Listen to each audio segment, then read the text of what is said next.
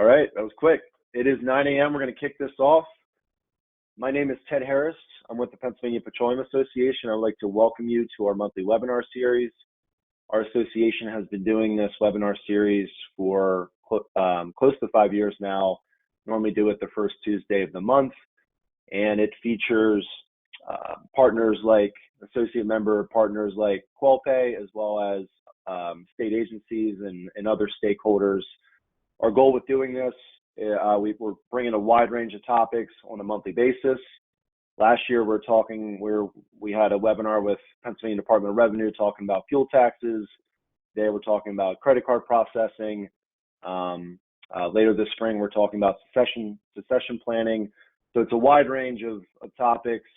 I know we have a handful of people that are on here that have joined in the past, and certainly appreciate you joining us again here this morning. And I'd like to welcome anyone that is joining for the first time. So before we get started, just a couple really quick housekeeping items. You all are going to be on mute from an attendee perspective. You can, however, ask questions using the question feature and go to webinar. You're going to have to type them. And what I will do as you ask a question, I will either pause John during his presentation, or we'll wait till the end and do a Q&A. But I do encourage you to ask questions. We've done, like I said, we've done this for a pretty long period of time, and really, you know, the webinars that have dialogue between the attendees and the presenter always goes a lot better, in my opinion. So please keep that in mind, and there are no bad questions. And if you do have something that's you know, sensitive, or you want to just speak to John directly after the fact, you'll absolutely be able to do that. He'll be sharing his contact information. So to kick this off, our goal, like I said, is really not just to do a wide range of topics, but also to present meaningful topics to our membership. Credit card fees, credit card processing fees, with the current price of products, especially on the front end of the season, is absolutely top of mind. I know from talking to our membership, this is a real expense for your organization. So we wanted to bring in QualPay, who is not just an associate member, but also a preferred partner of the association.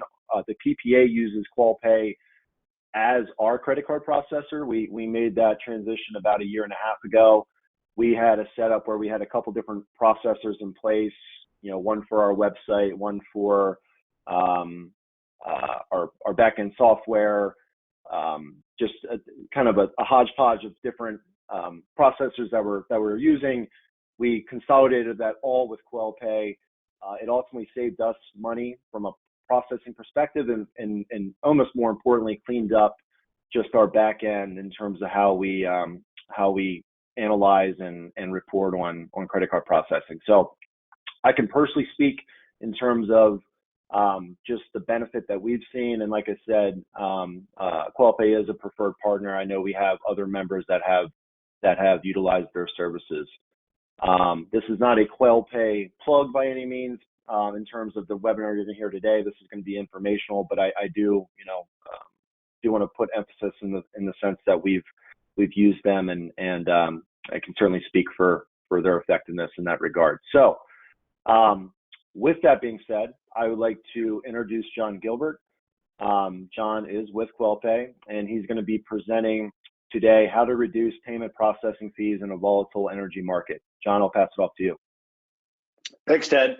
And thank you, everyone. I appreciate you sharing your second or third cup of coffee with me this morning. I know a lot of you are up early. So, and as Ted mentioned, if you have any questions, please feel free to speak up, type a note, and I'm happy to answer them.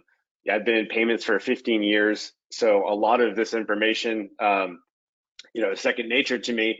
But if any of this content you want me to repeat or go into more detail about, happy to do that. And I'm also always happy to do one-on-one consultations as well, if you're interested in taking kind of a deeper dive. And I'll share some information on how you can do that. So so today's topic is how to reduce payment processing fees in a volatile energy market. So I'm going to first talk a little bit about technology, and also talk about just how payments, why payments are different for fuel marketers, because you qualify for special rates. And I want to break down first, a lot of the way that credit card information or the fees, the way that they're presented could be kind of confusing.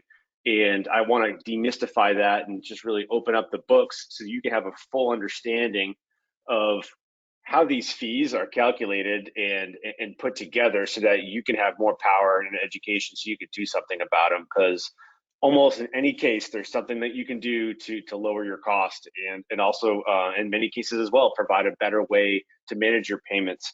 So again, I'm John Gilbert. You may see me around at a bunch of the events. I'll be at the NPGA Eastern Energy Expo, the PPA Fall Energy Conference. I'm around, so feel free to say hi. When you see me at any of the shows, I always give out $5 Starbucks gift cards for anyone who watches these webinars and shared some coffee with me this morning. So as you know, technology changes over time, generation to generation. The first computer was the size of a street block. The technology on the Apollo, the first Apollo mission was the equivalent of a T-184 calculator. Now your iPhone has more technology than the computer you used 10 years ago.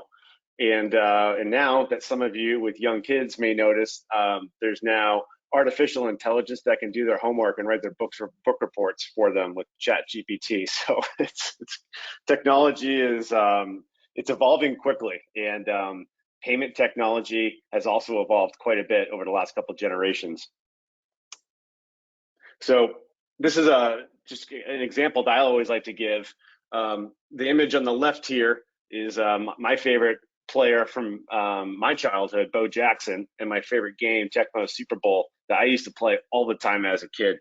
And when I have a young nephew who I celebrate his birthday with, and he likes the same things I like, and pizza, chicken wings, and video games. And so I always try to get him to play my favorite game, Tecmo Super Bowl. And it doesn't take long for him just to say, all right, well, yeah, this is all right, but why can't we change the jersey colors? Why can't we trade players? It's pretty basic. And as you can see, that image on the right is an actual game screenshot. It's pretty ridiculous just how fast this technology's changed. And so obviously the technology changed pretty quick with video games over a generation, but how has it changed in business, right? So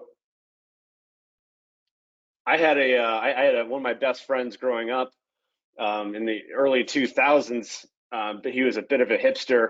He had one of those old flip phones, and he refused to give it up. And so it was on this old analog technology, and all of us got iPhones, right? And so this was the kind of phone where you had to press one, 4 times, just to get ABC, and then type these slow text messages. But he didn't care.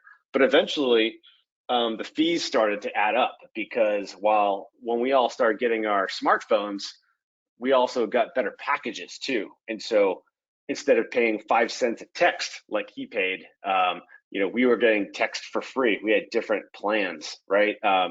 He had 5 people on his friends and family plan that he could talk to, and everything else was billed by the minute. While the rest of us, we started to be able to use Wi-Fi connections, and everything came into one. And so we went from he went from talking on the phone, and now my phone tells me when I want to wake up. It tells me what my blood pressure is, whether I need to get up and take a walk. So I know a lot of you think, hey, if it's not broken, why fix it, right? My payment technology works right now. I got all these customers on recurring billing and so forth. Why change it?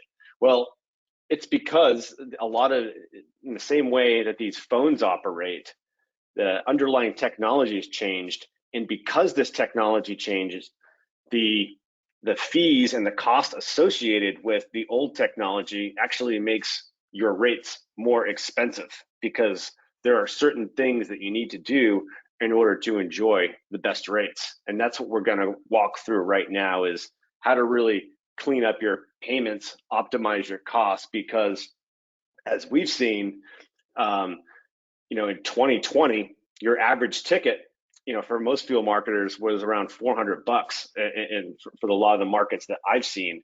And fast forward, those same customers are now running $700 transactions on average. And so if you don't have your fees, under control, those fees have also gone up as well. So I just want to talk really quick about the cost of doing business as a fuel marketer and how these different pieces actually make up your current cost.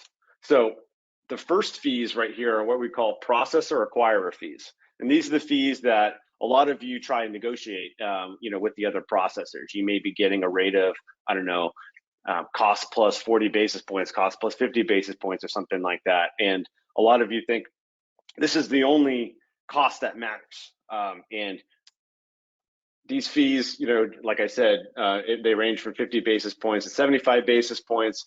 You might be paying 5 to 15 cents per transaction or $10 to $15 in monthly fees.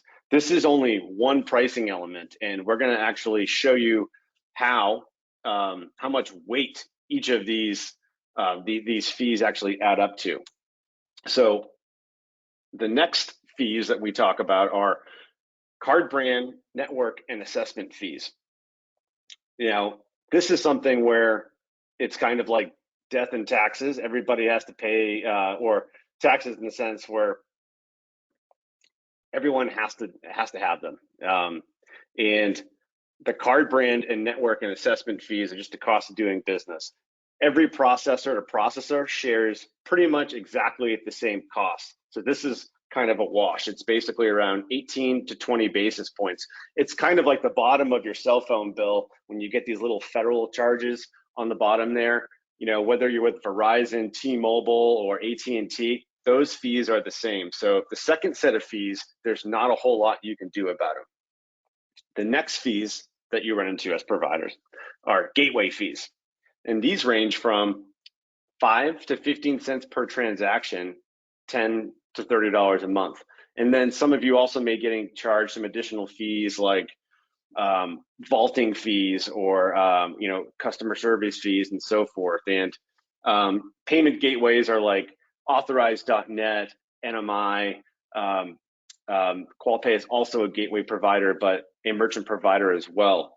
And so these gateway fees can get out of hand. And many of you may have purchased a portal company or software. You may be using Destwin or Silverline in order to take those payments. And maybe you're using ads or Cargus as your route management or back-end software. And a lot of you, when you evolved, you may have signed up for one gateway company to do this, another gateway company to do that, and then you have, you may also use a different gateway company to process your commercial cards and so forth. And so one way that you can really help lower your cost is by reducing the amount of gateway fees. And there's companies out there that are a little more technically savvy that can actually combine all of your gateway accounts into one. And this last fee right here is the big one. This actually makes up around 70% of your costs as fuel marketers. And the big bad wolf here are what we call interchange fees. So if any of you are wondering, like I used to wonder when I was a kid, how do you get these rewards on your United cards? How do you get your money back when you use your Apple card or your Capital One card, right? Well, the answer is you're paying for it. A lot of these rewards, they don't come from late fees or monthly fees from your credit card provider. These fees are actually paid by you via what's called interchange fees. And this is the biggest cost that fuel marketers have. And they typically range from around 5 basis points to 280 basis points per transaction. And then you also have generally a per transaction fee as well. And we're going to go a little bit more into detail because the interchange fees are actually the easiest fees that you can remove or at least reduce. So someone who's optimized with their setup may be getting a flat rate of 75 cents for an interchange fee. for use of a Discover card or MasterCard because you're getting utility rates. If you're not set up properly, that same transaction could cost you 2% or 3%. And this is kind of where I lose a lot of people. So feel free to speak up if you'd like me to go in more detail. So again, the cost of doing business, interchange fees are the big bad wolf here. And luckily for you, there's something that you can do about these fees to reduce them. There's not a fuel marketer that I have met that who's using a provider that can't do something about the interchange fees. Gateway fees are another easy one that you can reduce. 3%, is still something you can control. The card brand network dues and assessment fees that make up around 11% of your costs. Fortunately, there's nothing you can do about those, just like there's nothing you can do about the bottom of your AT&T bill with all those federal taxes and so forth. So, and then the processor acquirer fees, those are the fees that go to your provider. So, if you were using QualPay as your merchant service provider, the processor acquirer fees that we're charging are what we use to make investments in our technology to keep the lights on, to pay for our customer service team, and so forth.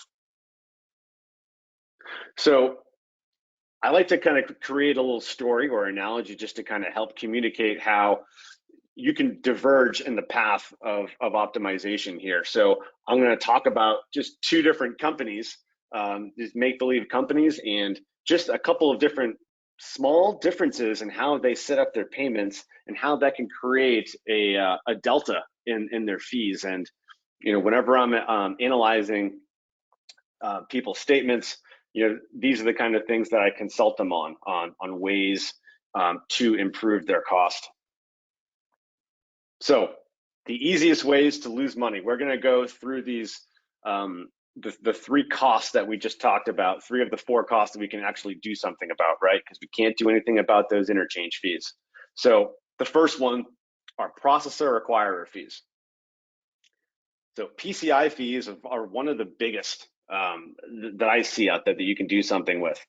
I've seen, some fuel marketers may have 6 different merchant accounts, and each one of them are getting charged a $49 PCI fee or a PCI non-compliance fee.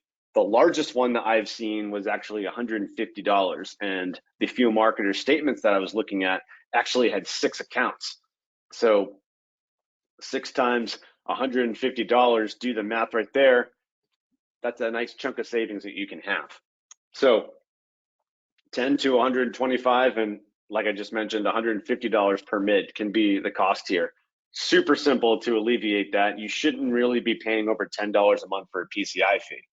And you shouldn't be paying for non-compliance, because if you're working with a payment provider that has good customer service, they should be able to help you walk through the one form that you need to fill out if they're PCI compliant. So it should be very easy in order to get this fee alleviated.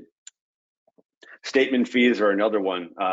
And this is kind of something like when you were, with AT&T back in 1998, you knew that or your cable bill, if you went 6 months without checking your bill, there was a new fee on there. It might have been for some wacky cable charge or something like that, and you always had to keep your cable company honest. Well, this is the same way, and statement fees are something that can get out of hand.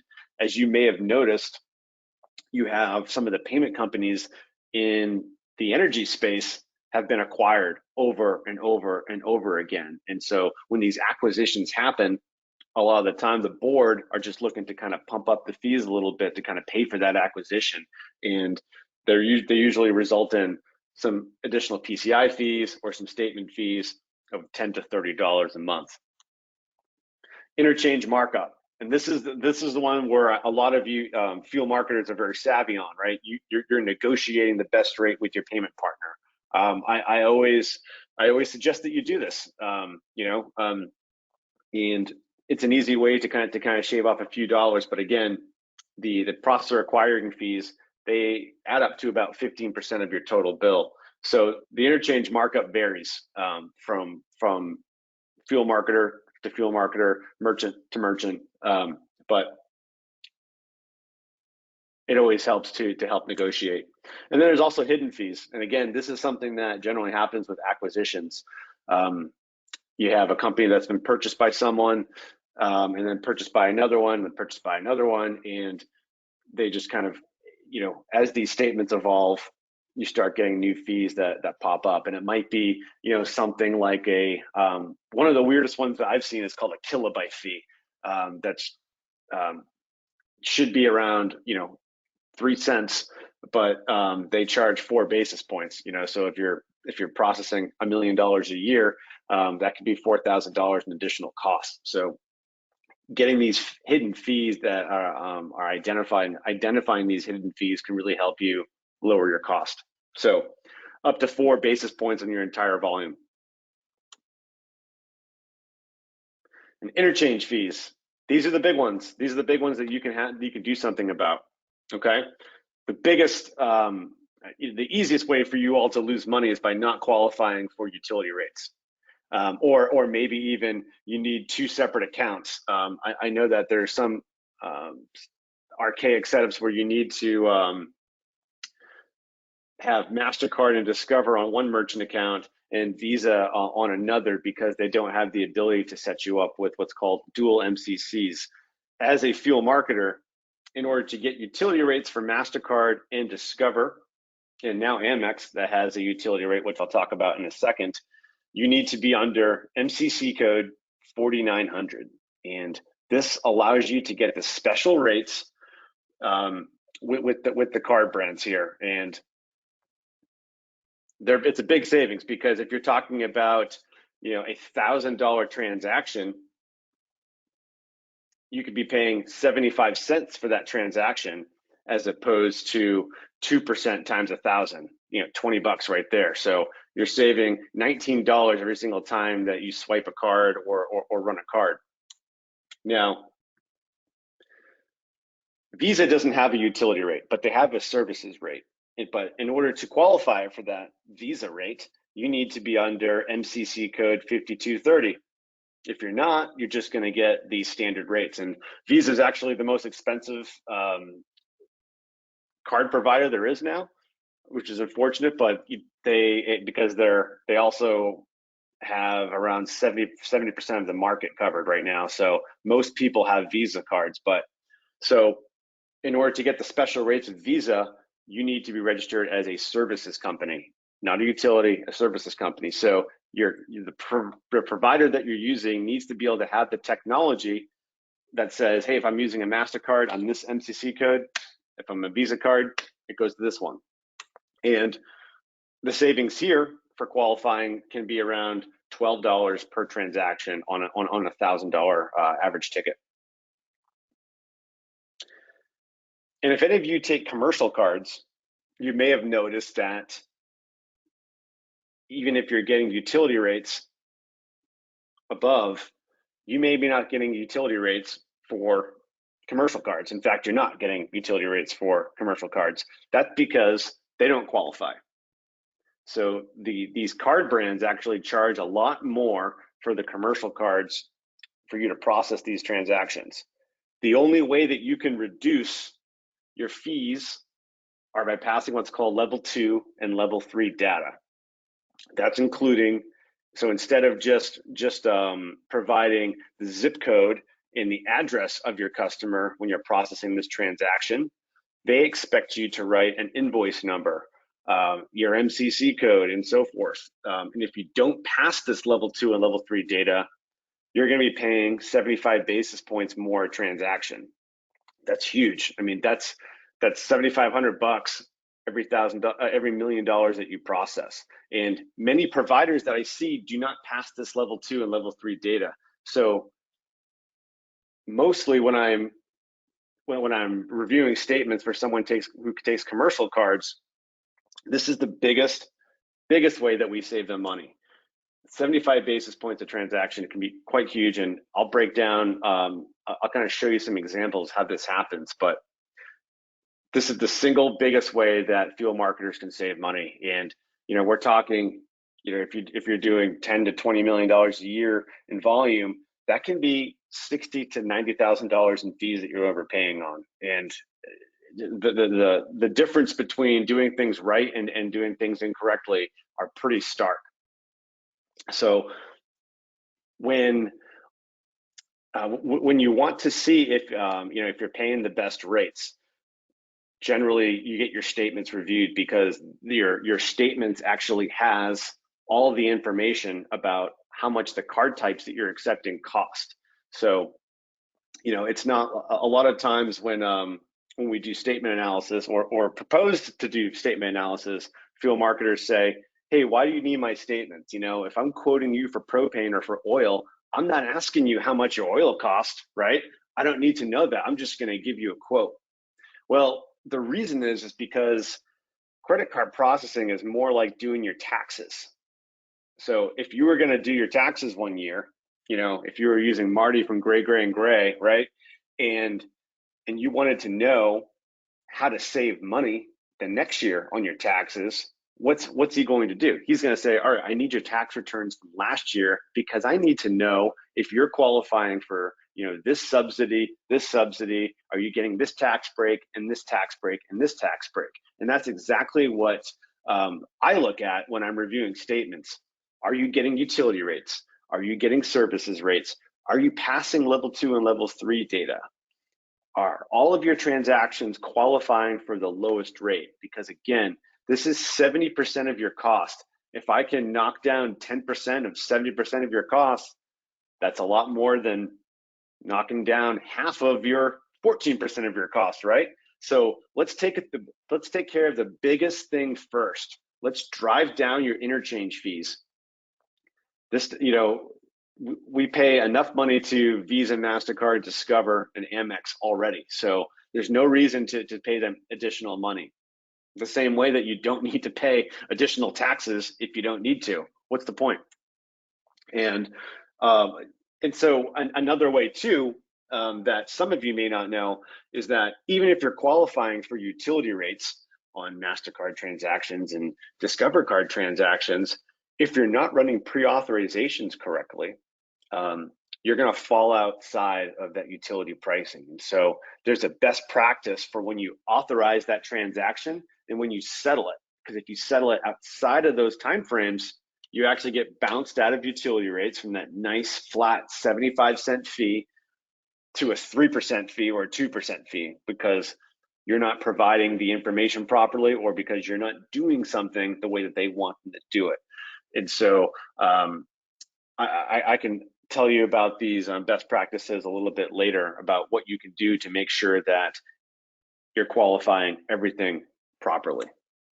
So again, not running pre-auths properly, that's a $20 transaction difference every single time on an estimated $1,000 transaction. And this is just a little bit more information about why the technology matters. So a lot of the payment gateways that were integrated to the softwares that you use were created, in the early 2000s.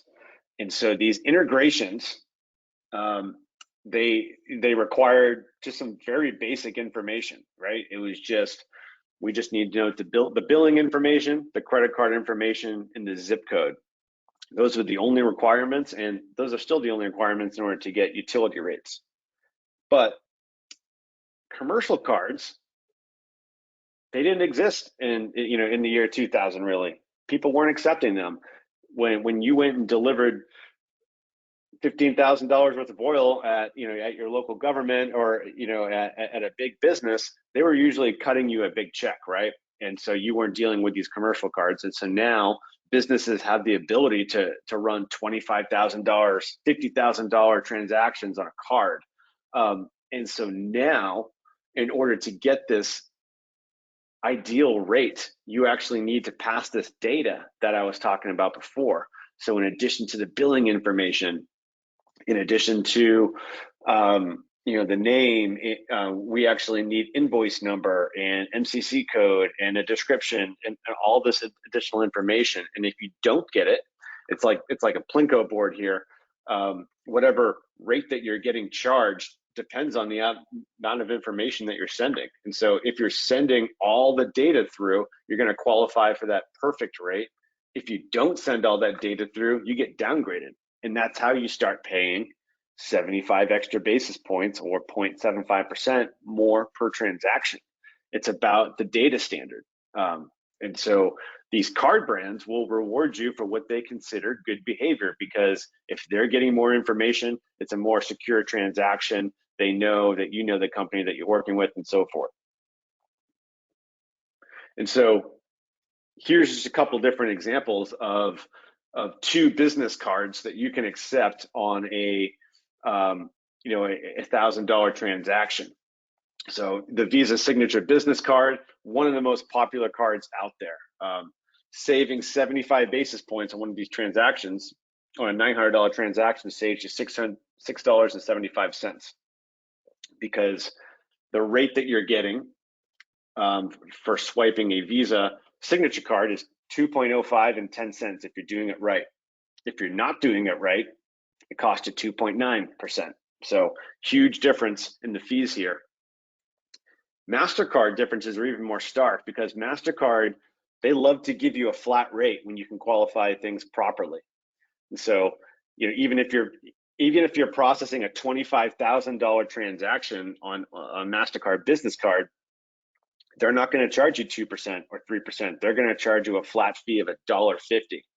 So every single time, that you're running a $900 transaction on a commercial business, and usually these transactions are much larger, right?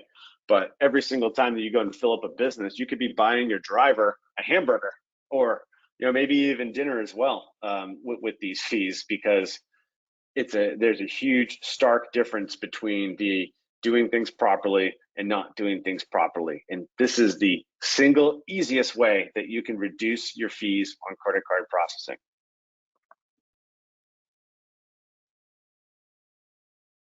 And a lot of field marketers that I speak to, if you ask them how many card types that they accept, they'd say 4: Visa, MasterCard, American Express, Discover. Well, when I'm talking about card types, I'm talking about all these little interchange categories here. And if you remember from what I was talking about before, the interchange category makes up 72% of your cost as a fuel marketer. So if you were to get if I was going to analyze your statements, we'd look and see, here are the rates that you're getting here. And I know I can generally tell what you're paying just by the way that they're described here. And your statements are going to show you your interchange cost. And again, this isn't what you're paying to your credit card processor. This is what you're paying to Visa, MasterCard, Discover, and Amex. So when we look at your statements, we're going to be looking at that side. And if we can find a better rate for you by doing things differently, we're going to write it right here. But as you can see in this example, this is one of these commercial cards right here where they were paying, this merchant had 2 transactions for $300. They paid 2%. Instead, they could be paying a flat fee of $1.50. So in an analysis, it's going to show you what you're getting for your interchange rates and what life would be like on the other side. So this is just like taxes. Hey, you did your taxes this way last year.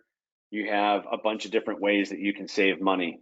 That's what an audit can do for you, for your credit card processing, is help show what you're currently getting for your interchange rates with the card brands and what the savings would be if you did things properly. So the old way of doing business would be not qualifying for utility rates, not qualifying for Visa services rates, getting downgrades on pre-auths, and then downgrades on commercial and business cards. The most common thing that I see are the last two. It's not being set up properly to run the pre-authorizations, and it's getting these big downgrades on commercial and business cards. So a company that was doing things correct would be getting the dual MCCs, so they can get the MasterCard and Visa rates and Discover and Amex, pre-authorizations, automatic reversals on the authorizations, and then the level 2 and level 3 processing. And these differences can be between 8 basis points and 75 basis points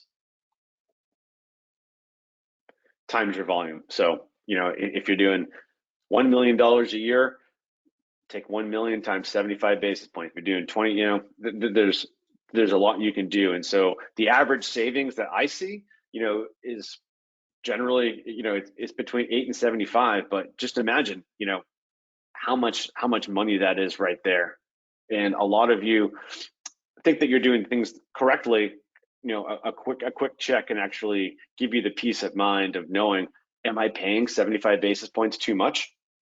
It's a big difference.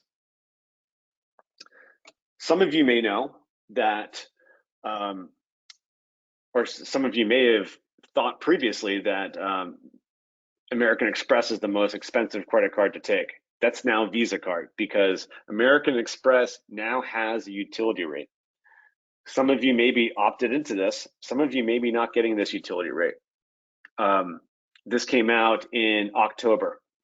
And so we automatically had all of our fuel marketers get this rate automatically. So transactions under $1,000 are 75 cents. That's it.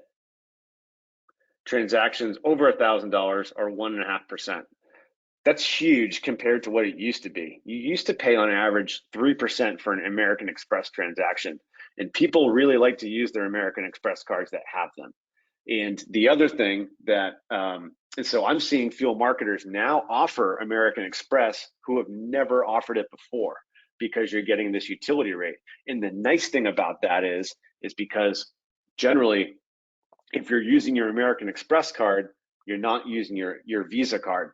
And Visa is the most expensive card that you can accept. So by adding Amex and getting this utility rate, you're really driving down the average cost, because you're decreasing the amount of Visa cards.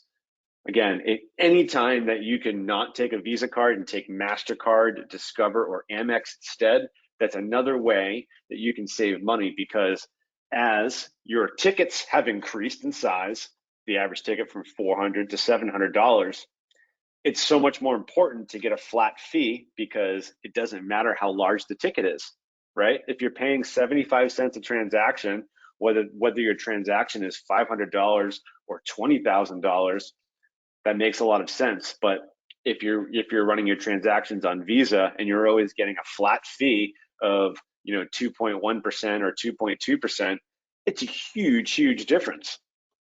So anytime that you can push your customers to use these cards that have more of a flat fee set up, it's going to save you the most amount of money. So the next one that we're going to talk about here is gateway fees, and we've already talked about a little bit of this before, but easiest ways to lose money is by paying for multiple payment gateways. You don't need multiple payment gateways, or you shouldn't. Again, some of you may have evolved by using one gateway. Maybe with ads you need to use NMI, and maybe with Destwin or Silverline or someone like that, you had to use authorized.net. And so you have all these different accounts, and you have customers stored here with all this data, and then you have your customers stored on this other one. You can actually unify all that data together so that all of your customers are together on one platform and securely saved in your vault. And another thing too is with payment gateways, I know some of you have been busy with acquisitions. So you may have purchased a company. So you may have 5 authorized.net accounts with your primary business, but then you purchase another business who's with NMI. And so now you have your whole other business line here talking a whole different language, and you have a whole different user ID and setup, and you got to log in here for reporting for this company. You got to log in here for company with this, you can unify all this information into one single sign-on, and you can actually also, with technology, you can set it up so some employees have access to this company, or maybe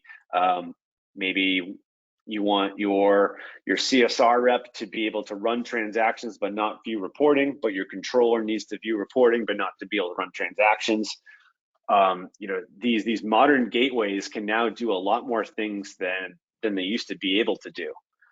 And another huge benefit of using these newer gateway providers is they can also take all the data from the company that you just purchased and merge it with your current data, and so that you have one single sign-on access to all of your accounts.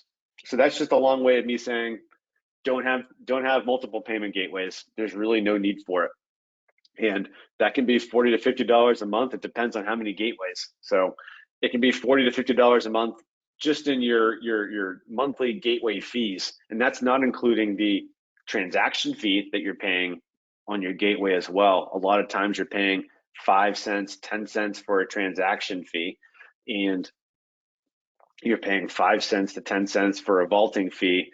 And then you may have a terminal because you need to plug in things, and so they charge you $5 a month for a terminal and so forth. You don't need any of that with these modern payment gateways. You can eliminate these fees. And so the vaulting fees can go away. That's 10 to 20 bucks. Recurring payment fees, 10 cents a transaction. Virtual terminal fees, again, another 10 to $20 a month. So I've seen payment gateways that are costing some fuel marketers up to $500 a month, sometimes more. And these fees can be completely eliminated because there are providers out there who combine a merchant account and a payment gateway, and then they just don't bill you for the gateway services. It just comes like a shoelace with shoes. So if we're talking about the old way, paying for multiple payment gateways is one of the easiest ways that you can lose money, and also the easiest way that you can drive your CSR reps and your controller and your business advisors crazy just by not knowing how do I reconcile all this information. I got so many gateways. We worked with Rhodes Energy, and they had 21 different gateway accounts that we unified into one. So there's a lot of things that you can do to really simplify. So again, the new way is just using one combined merchant account payment gateway solution, and that can amount in $400 to $500 a monthly savings. It really depends on how many transactions that you're running. So some of the unnecessary cost of doing business: payment gateway fees, interchange fees, again, 70 up to 75 basis points times your volume. That is super significant. Processor fees, 25 basis points, upwards to 50 to 75 in some cases. What's life like on the other side? If you're using a modern payment provider and getting things in line, you're going to have better reconciliation reporting. It should be one button in order to get all of the reports for all the types of your businesses. You shouldn't need to log into 3 or 4 or 5 or 6 or 21 different payment gateway accounts in order to get this information. All of your statements in one place too. If you're using a third-party gateway like Authorized.net or NMI right now, you have a gateway report that has all of your gateway fees, and then you have your merchant provider report, from your Heartland or your TSYS or whatever provider that you're using. If you simplify, all this information could be in one report with one combined merchant and gateway provider. Data ownership is another thing too, and something that you may be hearing a little bit more about, the Data Portability Act. There's some providers that when you leave them, they don't want you to take your data with them because it's a way, it's a way of actually holding you hostage, and that's just not a very fair way of doing business. And any modern payment provider that you use, if you actually want to change your providers, they should be able to give you a file that contains all of your secure data so that you can migrate this to another credit card processor. You can't view this data because it shows credit card information, and so you need another PCI level 1 provider to be able to take that information and add it to your customer vault. So data ownership is a big one because, again, you don't want to be working with a software provider that's going to hold you hostage and not allow you to migrate that data if you want to leave. And so That's always a really big question that I think it's important to ask whenever you're working with a new provider. Can I take my data with me? Can I take my customer data with me if I want to leave? And that answer should always be yes, because there's no reason to not give that information. And some processors may charge a fee for that. I think that's fine.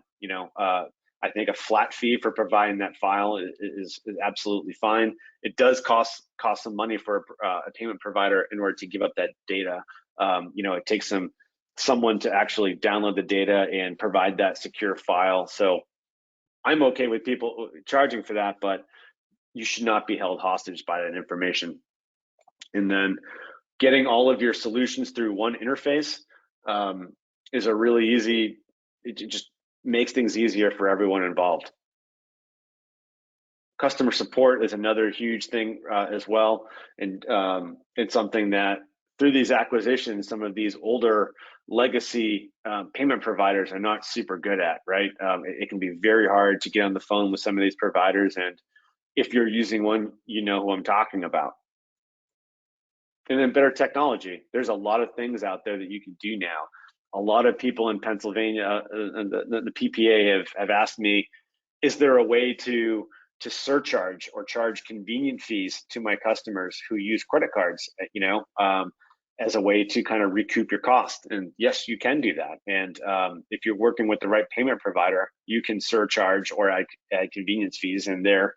And most importantly, there are rules and laws that you have to follow in order to do this. And a good payment provider should be able to provide some consulting on how to do this, right, without getting in trouble. And so, you should, your payment provider should also be kind of a consultant for you too. You should be able to ask a payment provider, hey, what if I do this? What if I do that? And you should be able to also show up at a trade show and see your payment provider there, and ask these kind of questions. So those are some of the top things that I see. And also, text to pay is another big product that a lot of these newer gateways are providing, and also something called account updater. So if you have a Netflix or a Hulu subscription, you may have noticed that if your card expired and you get a new one in the mail, you're still getting billed by Netflix. How does that work? Well, they use a service called Account Updater. So if you still have your account open with your credit card provider, but your number changed or your digits expired, you can actually run a report to automatically refresh all of that data for any of your customers who have expired card info, so that the card that you have on file is now updated. And it actually only costs you 20 cents per updated card. So I think that's a really cool feature. It's an easy way just to keep your CSR reps from having to reach out to people in order to update that information. And as I mentioned before, being able to take customer information from a acquisition and be able to merge that to your current customer list is another thing that can just save you tons of time, because you don't want to have to reach out to your customers and have them update their credit card information. The easiest way for you to get paid is for you to make it easy in order to get paid. So don't make people have to take out their wallet. Just be able to migrate that data right there.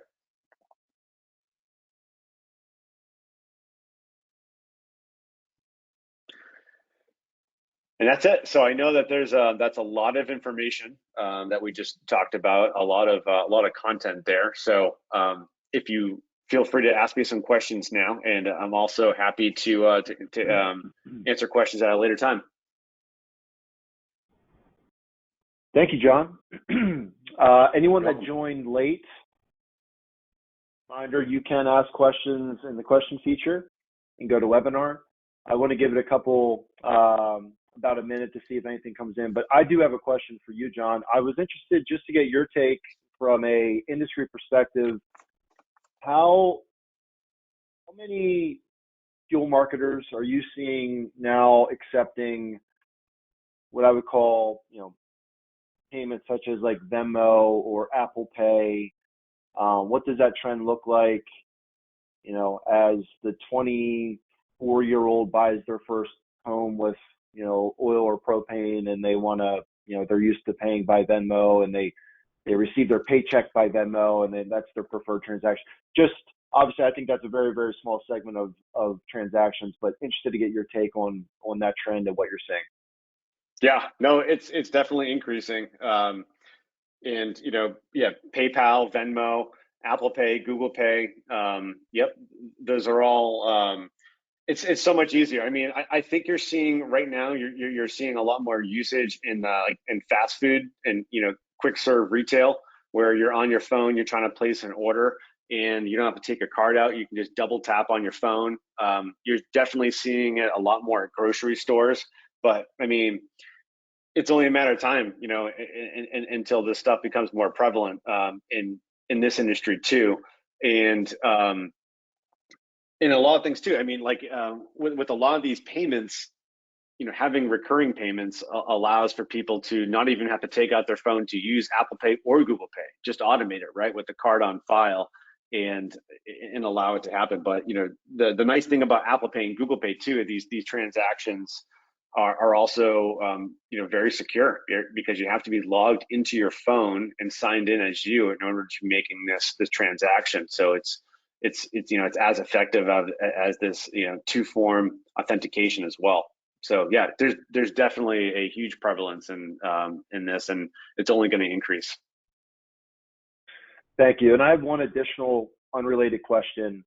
You touched on the technology that essentially allows, I'm assuming this is something QuellPay offers as well as other processors, but allows automatically update customer's credit card. Yep. What percentage of your clients are using that technology currently? It seems to me that's pretty remarkable. And we just, we have 400 members, and we see, obviously payment transactions. We see that, I think, on a small scale. I can only imagine a company that has 10,000 customers and how much that happens. So what percentage of the industry is currently using that technology? I'd probably say around 25 to 30 at the moment. A lot of the smaller companies I'm seeing don't know that this is possible. But I see a lot of the larger ones doing it, especially the ones who rely on recurring payments, because it's so much easier to have these ones, not get declined automatically. Because if you're doing payment plans and recurring payment plans and so forth, and a lot of the companies who are doing acquisitions as well, because another easy way to make an acquisition much more smooth is by taking all the card data from the company that you just purchased and merge it with this new data. And if you're going to be doing that, you might as well check, all of your records if that information is updated, and it's just a quick click, and it happens instantly. So you can import that information and update the account. And so the best practice for that would be, if you do your big billings on, maybe the 1st or 15th of the month, run that account updated report, a couple days before, and you'll have all that refreshed information. So that just helps save a lot of time with your CSR reps. Excellent. Thank you. Appreciate that. We did not get any additional questions in. So before we wrap up, I do want to give, again, just a quick plug for QuellPay, in the sense that as a preferred partner for the association, one thing that they are offering to our membership is a free account audit. And there is zero pressure for you to use QuellPay by doing this, but it's a good practice. It's something that I would recommend. It's something that the association did a couple years ago, just to, John lives and breathes this stuff every day. I do not. I'm assuming a lot of the people that are on the webinar do not, right? But to have a professional be able to look at this and to give you real feedback in terms of what you're currently, the structure that you currently have, as well as the fees, for you to be able to understand that, I think is very valuable. And whether you want to go back to your current provider and, have a discussion and negotiate, or if you want to use that as an opportunity to look at other options, There's zero cost to do it. And like I said, it's something that we did a couple of years ago, and tremendous value from it. So if you have any interest in doing that, please contact John to discuss. If you have any questions for John that didn't come in here as a part of the webinar, his email information is on the screen. So please feel free to get a hold of him. If you have any questions for the PPA as it relates to credit card processing, feel free to get in touch. John, any closing comments before we wrap up? No, I really appreciate your time. And yeah, a lot of the companies that I've seen, who have, one of the biggest, a lot of fuel marketers that I spoke to who had trouble hiring drivers did a lot better this year. The ones that purchased, fuel monitors, right? Because they had technology to help, give them an update on, when the best time would be to top off a tank before a storm and whatever. And, updating your payment technology is another really easy way that you can use software in order to improve functions, save time, and save money. So I think that's it's a good analogy. Well said. Okay, we're going to wrap up here today. You, as an attendee, you will get a recording of the webinar sent to you tomorrow. John, are you okay if we share the copy of your presentation? Absolutely. Okay, so we'll do that as well. We did have a question that came in. The question was a statement and said, "Thank you." Thank you, John. I think that was directed to you, not to me. So, yeah, thank you all for your time. I'll echo. I want to read this. This is a big, all right, let me expand my screen here. Hold on. All right, John, I'm gonna do my best. Recently, a week or so after we charged one of our auto pay customers card for their auto delivery bill, they contacted their bank and had the charge reversed, claiming it was fraudulent. When we contacted our merchant, I'm not going to say the merchant's name, they stated that we would have to jump through hoops to provide to essentially prove it wasn't fraudulent, because since we utilize a gateway vault, all transactions run through the vault are considered keyed in instead of swiped, and therefore the banks consider it fraud automatically. The only way for us to avoid situations like this is to always swipe or get enrolled with a 3D secured, and that was essentially asking that as a question. So I guess the question is how do you prevent something like this in the future? Yeah, I think I would say that your provider gave you some poor advice. It's probably due to a lack of technology. There are providers that, if you're using a modern payment gateway provider and merchant provider, you should be able to respond to disputes pretty easily. If you want to, I'd be happy to kind of give you a demo of what something like this would look like. But you should be able to go into your transaction history. The dispute should come up right in your reporting, and from that reporting, you should be able to point to the transaction, and then see the transaction receipt and just provide back a response to essentially respond to that dispute. And so you can't always get your, it's impossible to eliminate disputes altogether, but you can win these just by providing the fuel delivery receipts is a really easy way of doing this, right? There's a lot of companies, there's software companies out there that can allow you to get a digital signature of the delivery that happened, and you can marry that with your card information. Plus, your provider could also show the card brand that the dispute happened with. We have a history of a recurring payment with this customer, and we have proof that we delivered this. So there are ways that you can do this. And honestly, there's for fuel marketers, there's no reason that you really need to swipe cards anymore. You don't, especially after the COVID pandemic, you don't want your drivers to have to be handling credit cards. And so an e-commerce transaction is equally as secure as a swiped transaction if you're doing things properly. So there's some anti-fraud features like AVS matching, which is when you run a transaction, you're matching the address. And so you decline any transaction where that doesn't happen. And so you can tell your payment provider or your payment, it's actually you tell your payment provider, and your payment provider tells the card brands who you're just, fighting this dispute with that, hey, this customer wrote their address down, right? And so their information was verified. And we can prove that we delivered this fuel to their address, and you have a really good shot of winning that dispute.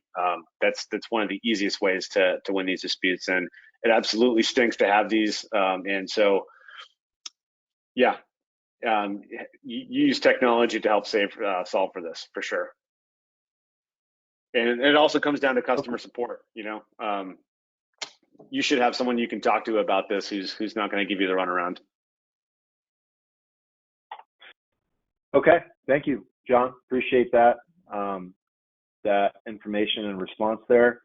We have not received any more questions, so at this point it's 10 o'clock on the dot. We like to be certainly respectful of everyone's time, so we do have an hour slot for these webinars, and we are going to wrap up. But with that being said, like I said, John's contact information is on the screen. Please use him as a resource. Like I said, as a preferred partner, he's here to answer questions regardless if you are a QualPay customer currently or have any interest in being one in the future. He wants to be a resource in that regard. So please consider that and keep that in mind moving forward. So thank you all for your time this morning. John, thank you for the expertise and your presentation. I hope you all have a great rest of the day, and take care. Thank you.